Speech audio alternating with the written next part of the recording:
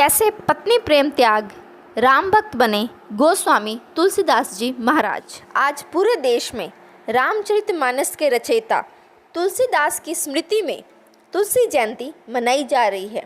तो चलिए आज मैं आपको सुनाती हूँ उनकी एक बहुत ही रोचक घटना जिसने उन्हें राम भक्त बनने के लिए मजबूर कर दिया है।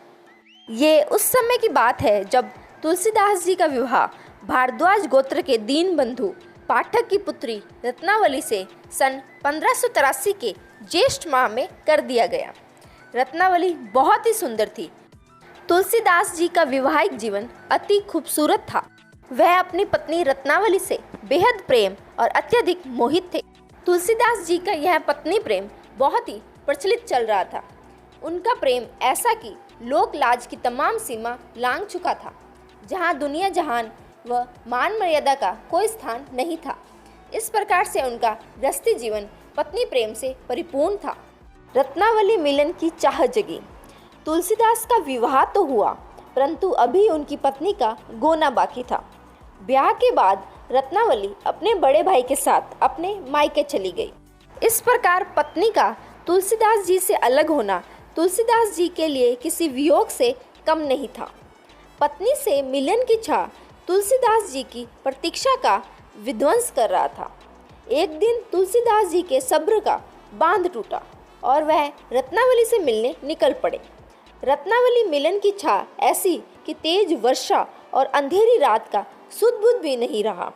जब वह एक उफनती नदी के किनारे पहुँचे तो उनको एक लाश भी लकड़ी का लट्ठा दिखाई दे रहा था। शव को लट्ठा समझकर उफनती हुई नदी सहारे पार कर ली। जब वे रत्नावली के घर के पास पहुँचे तो घर से सटा एक वृक्ष जिससे एक सर्प लटक रहा था, उस समय वह सर्प भी उन्हें रस्सी दिखाई दे रहा था। वे सर्प को रस्सी समझकर ऊपर चढ़ गए।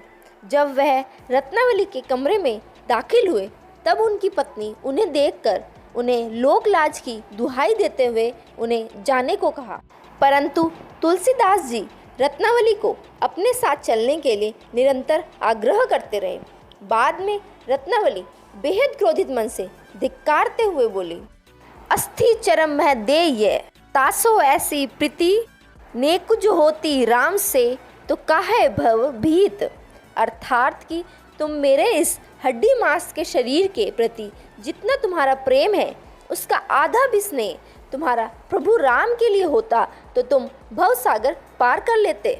तुलसीदास जी की इस प्रकार से अवहेलना ने उनकी दशा और दिशा दोनों ही बदल कर रख दी। इस अवहेलना के तत्पश्चात वे प्रभु श्री राम की भक्ति में ऐसे लीन हुए कि वह प्रभु राम के ही हो गए। इस प्रकार उनकी पत्नी ही उनकी सबसे बड़ी गुरु हुई, जिसने उन्हें राम भक्ति के मार्ग पर भेजा। तुलसीदास जी के जीवन की और भी बहुत सी रोचक कहानियाँ हैं।